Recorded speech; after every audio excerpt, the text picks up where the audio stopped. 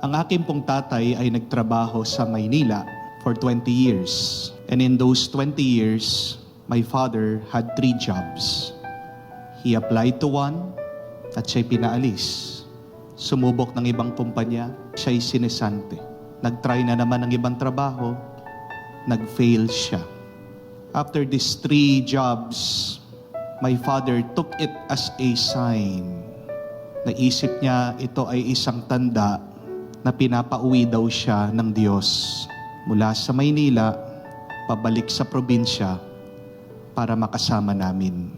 And even if those times were very difficult, I could still remember my father saying, mas mabuti na ito, sama-sama tayo, kesa sa magkakahiwalay tayo at malayo tayo sa bawat isa.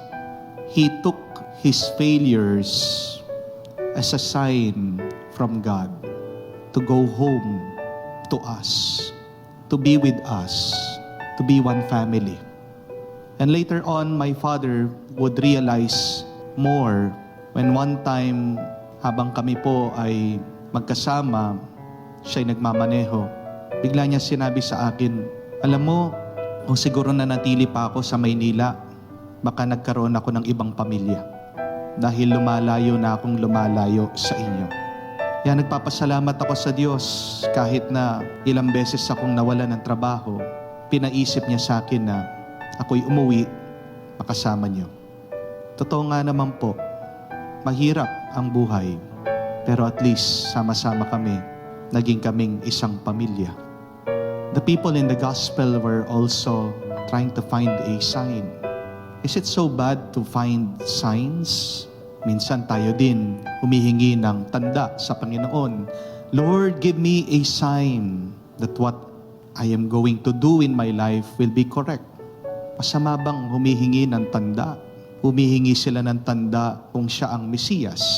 Humihingi sila ng tanda ng milagro, ng himala, kung siya nga ay tunay galing sa Diyos. But Jesus did not give them any. Hindi siya nagbigay ng tanda sa kanila. Bakit? Kasi napakarami na ng tanda. God has given the people of Israel, the Jews, with so many signs already. Why are they evil? Why are they bad? Because they failed to notice the signs. They failed to understand the signs. Baka naman ganyan din ang nangyayari sa atin.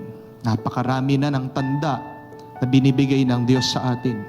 Ang mga tanda ay nakasulat na sa Biblia. At ang mga tanda ay patuloy na nangyayari sa harap ng ating mga mata.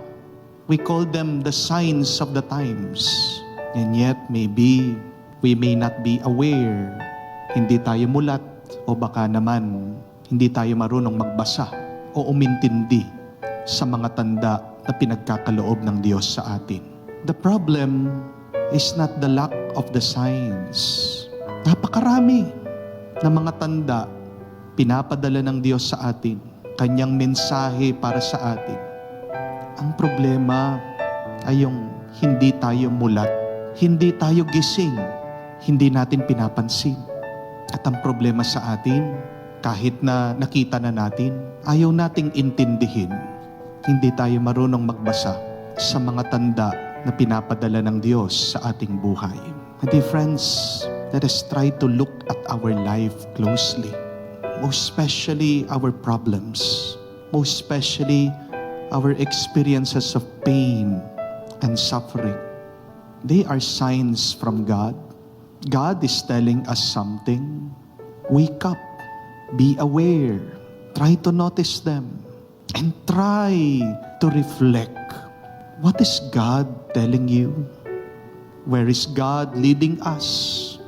Anong sinasabi ng Diyos sa atin? Saan niya tayo gustong idala? Let us pray that we can become more aware of the signs that God is sending us. Let us pray that we can truly understand what is God telling us and where God is leading us.